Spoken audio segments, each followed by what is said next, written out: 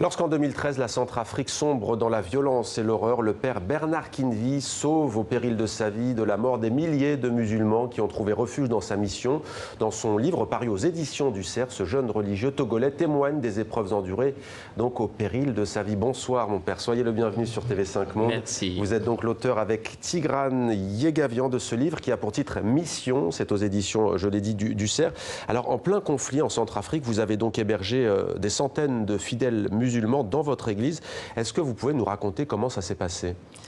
En fait, en 2013, il y avait cette rébellion Séléka qui a pris le pouvoir et qui progressivement a rejoint les provinces. Nous, on est à Bosentélé. Bosentélé se trouve à 300 km de la capitale Bangui, au nord-ouest de la République centrafricaine. Et donc, c'est dans ce lieu qu'on a accueilli les rebelles Séléka qui étaient venus imposer leur autorité dans ce milieu. Et ils étaient certes beaucoup de musulmans, mais il y avait des non-musulmans aussi qui faisaient partie de ce groupe.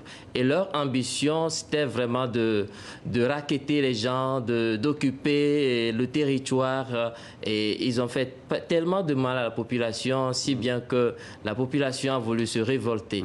Quelle population? Quelle que soit la confession? Chrétiens, animistes, musulmans? Évidemment, quelle que soit la confession, mais les plus menacés étaient les non-musulmans. Mais je vois aussi qu'il y avait eu beaucoup de musulmans qui avaient souffert aussi de la présence des Séléka. Alors le président François Bozizé avait été alors renversé. Vous nous avez donc parlé de ces milices qu'on appelle les Séléka.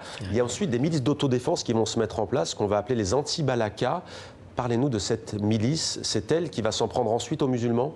Justement, il y a cette milice qui s'est rendue compte que l'oppression subie de la main des Séléka était trop et qu'il fallait se venger, chasser ces envahisseurs qui pour la plupart aussi venaient du Tchad et du Soudan. J'ai connu beaucoup de Séléka qui ne parlaient ni français ni la langue locale sango et qui ne parlaient que l'arabe et donc qui étaient parfois en connivence avec certains musulmans extrémistes, surtout venus du Tchad. Il y avait aussi des ex-rebelles de Issa Nabré qui étaient dans notre zone, qui collaboraient beaucoup avec ces Séléka. Donc la population civile non musulmans s'était dit qu'il fallait chasser ces envahisseurs et en même temps toutes les personnes qui collaboraient avec ces envahisseurs. Et c'est comme ça la milice anti-Balaka s'est constituée et qui avait un rite d'initiation animiste et qui avait vraiment pour but de chasser les Séléka. Est-ce qu'ils s'en sont pris à des civils? Ils sont tous des civils, pour ceux que je connais dans la zone à Bosentélé. Mais ailleurs, évidemment, il y a eu des militaires qui les ont aidés dans ce combat. Ouais, eux sont des civils, mais est-ce qu'ils ont commis des exactions contre des civils, notamment celles et ceux que vous avez recueillis? Justement, ils ont commis des exactions contre les civils parce qu'à Bosentélé, la spécificité est que avant que la milice anti-Balaka n'entre en jeu dans la ville de Bosentélé, les musulmans, les Séléka étaient déjà partis. Alors, il n'y avait que des civils musulmans. Malheureusement, il y avait quelques rares musulmans extrémistes qui tenaient les armes et qui voulaient se battre. À côté, il y avait un grand nombre de musulmans qui étaient pacifiques et qui ne voulaient pas de cette guerre, qui avaient même offert des dons aux anti-Balaka pour leur dire qu'ils voudraient la paix. Mais ça n'a pas marché. Et vous, qu'est-ce que vous avez offert concrètement? Qu'avez-vous fait pour ces civils de confession musulmane? Vous avez hébergé d'ailleurs dans un premier temps? Oui, évidemment, d'abord, quand on a vu que les anti-Balaka se constituaient pour attaquer Bosentélé, il y a eu plusieurs négociations pour les supplier de ne pas attaquer la ville parce qu'on savait que ce sont les civils qui vont mourir.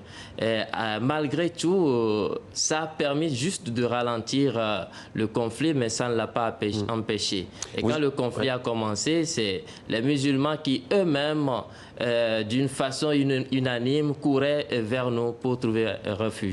Alors vous êtes membre de l'ordre des Camiliens, vous êtes donc prêtre, vous êtes arrivé en 2010, 3 ans avant le déclenchement du conflit, en provenance du Togo. C'était très risqué de secourir des civils à cette époque-là. Vous avez eu des menaces de mort? Oui, évidemment, j'ai eu plusieurs menaces de mort. D'une part, de la part des Séléka, parce que nous soignions en ce moment des civils non musulmans Oui. qu'ils jugeaient être des anti-Balaka. Et d'autre part, quand le règne des anti-Balaka a commencé, ils nous accusaient de soigner ou bien de protéger des musulmans qu'eux, ils voulaient tuer. Est-ce que vous avez soigné des combattants d'un bord ou de l'autre? Et si vous aviez dû le faire, est-ce que vous l'auriez fait? Je les ai soignés beaucoup, juste parce que je sais que c'est des êtres humains créés par Dieu. Et on dit souvent que dans le cœur de l'homme le plus mauvais, il y a une colombe quelque part qui existe. Quand on va toucher cette colombe, on arrive parfois à changer la personne. Donc j'ai eu à soigner beaucoup de personnes que je sais avoir été des tueurs, mais après leur avoir parlé, j'ai compris que beaucoup de choses ont changé en eux. Qu'est-ce qui vous a permis de mener cette action de solidarité, disons même de sauvetage, votre seule foi? Avant tout, je suis vraiment chrétien et je suis prêtre camillien. Le camillien fait un 4e vœu de servir les malades, Oui. même au péril de la vie. Et donc, quand je faisais ce vœu de servir les malades, même au péril de la vie, je ne m'attendais pas à me retrouver dans une situation de guerre. Mais voilà, je me suis retrouvé dans cette situation. Je me suis dit, voilà, c'est le péril de la vie qui est arrivé. Il fallait que je me batte jusqu'au bout. Est-ce que vous avez parfois douté, quand on est un homme de foi, est-ce qu'il arrive de douter quand on voit les horreurs que peuvent commettre les êtres humains, que ce soit en Centrafrique ou ailleurs d'ailleurs? Ah oui, c'est les pires moments de ma vie de voir des cadavres massacrés de façon horrible dans les rues. Et jusqu'à présent, ces images me sont restées gravées dans la mémoire et c'est très douloureux. Et en même temps, ça m'a découragé à des moments donnés. Je vais seul en chambre, je pleure parfois, je me pose des questions. Qu'est-ce qui se passe? Je ne vois pas le bout du tunnel. Mais au même instant, il y a aussi ceux que j'ai appelés dans le livre les héros de Boussentélé, qui ont été des personnes qui se battaient aussi pour aller sauver des vies humaines parce que nous avions eu l'occasion de le faire. Et donc, les voir continuer comme ça, ça nous fait du bien. Ce livre est un témoignage, mais il y a aussi une analyse très lucide, disons-le, de la nature de ces conflits qui ravagent depuis des années. Ce n'est pas nouveau que la Centrafrique fait face à ce genre de conflits, c'est récurrent. Pourquoi ce pays n'est-il pas apaisé selon vous? Est-ce qu'il y a aussi une certaine malédiction du fait de ses ressources, notamment minières? Il y a de l'or notamment?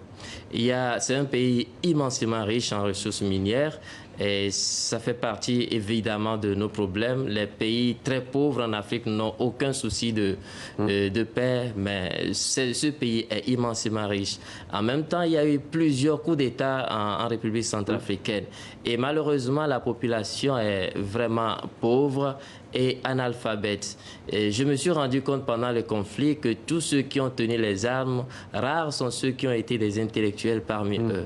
C'est des pauvres qui n'avaient rien à perdre et on dit souvent qu'il n'y a pas plus dangereux que celui qui n'a rien à perdre. Il est prêt à détruire tout, à casser tout, à faire tellement de mal. Donc l'extrême pauvreté, la grande richesse des ressources et puis les prédateurs qui sont les grandes puissances qui viennent dans ce pays font qu'on est dans cette spirale de violence. Pour finir en quelques mots peut-être, on rappelle que la France est intervenue militairement avec l'opération Sangaris de décembre 2013 à octobre 2016.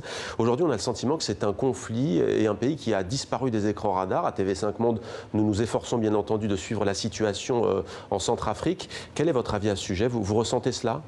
Oui, je ressens cela parce que les meurtres, les tueries ont continué dans le pays.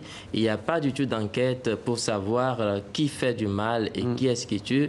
Et on voit que le gouvernement a besoin de forces armées pour protéger le pays. Et le gouvernement est souvent sous embargo d'achat d'armes, alors qu'on voit d'un autre côté les rebelles qui sont de plus en plus armés, de plus en plus puissants, et qui leur fournit des armes, qui leur permet de continuer ce mal. C'est ça qui nous dérange. Il faudrait que la communauté internationale se penche sur cette question. Merci beaucoup, Père Bernard Kinvi. Livre écrit avec Tigran Yegavian. Ça s'appelle Mission aux éditions du CERF. Merci pour ce témoignage. C'est moi qui vous remercie.